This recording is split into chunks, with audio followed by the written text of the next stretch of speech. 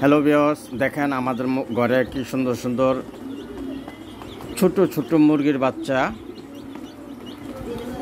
4টি মুরগির বাচ্চা, একটি যেন কই লুকিয়ে গেছে। এই যে দেখেন কোন চিপার থেকে বাইরে হয়েছে, খুব দ্রুত এবং খুব দুষ্ট। এই বাচ্চাগুলি খুবই দুষ্ট, খুবই জ্বালাতন করে আর খুবই লাফালাফি করে, ছেড়ে দিলে খুবই দৌড়াদৌড়ি করে। দেখেন একটা আরেকটারে কিভাবে করে, তারা কত দুষ্ট। তো হ্যালো ভিউয়ার্স, আমার ভিডিওটি সাবস্ক্রাইব করে দিবেন।